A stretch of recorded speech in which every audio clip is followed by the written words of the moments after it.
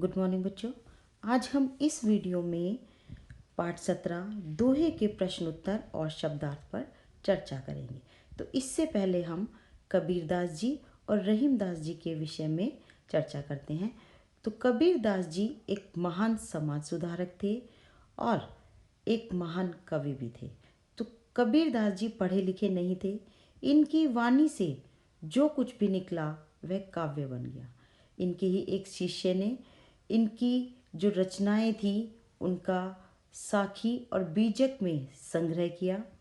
रहीमदास जी एक महान कवि होने के साथ साथ एक महान व्यक्ति भी थे, महान व्यक्तित्व था उनका। उन्होंने अपने दोहों के माध्यम से जो शिक्षा दी है वह अनन्य है, अनुपम है।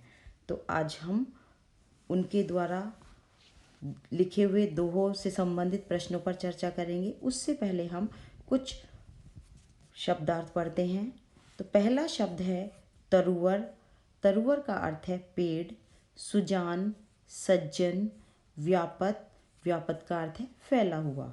विपदा, मुसीबत, पंख, कीचड़, उदधि, समुद्र, चहूँ, चारों ओर, माटी, मिट्टी, सरवर। सरवर का अर्थ है तालाब। उत्तम प्रकृति अर्थात अच्छा स्वभाव। भुजंग, सांप। निकसत, निकले, अघाय, तृप्त। कर, हाथ। दिस, दिशा।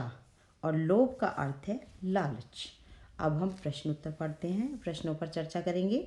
तो पहला प्रश्न है कबीरदास जी कैसे स्मरण को स्मरण नहीं मानते हैं।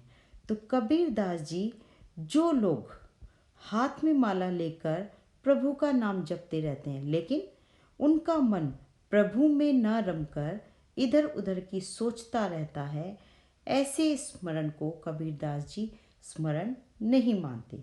दूसरा प्रश्न है सज्जन संपत्ति का संचय क्यों करते हैं। अर्थात क्या कारण है कि सज्जन संपत्ति का संचय करते हैं, तो किस लिए करते हैं। तो सज्जन दूसरों के हित के कार्य करने हेतु संपत्ति का संचय करते हैं। अर्थात जो महान पुरुष होते हैं वे परोपकार के लिए ही जीते हैं। जिस प्रकार वृक्ष अपना फल स्वयं नहीं खाते, नदी अपना पानी स्वयं नहीं पीती, उसी प्रकार सज्जन पुरुषों का जीवन भी दूसरों की भलाई के लिए ही होता है।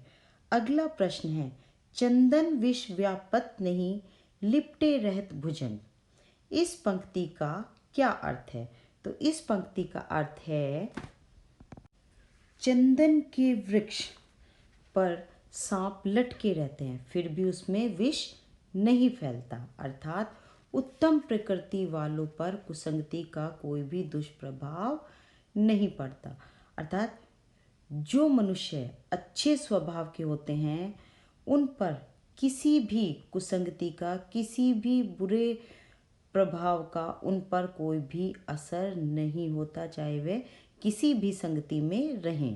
तो बच्चों आज आपने इन प्रश्नों के माध्यम से सीखा कि हमें बाह्य आडंबरों से बचना चाहिए और हमें हमेशा दूसरों की भलाई के बारे में ही सोचना चाहिए और बुरी संगति से बचना चाहिए।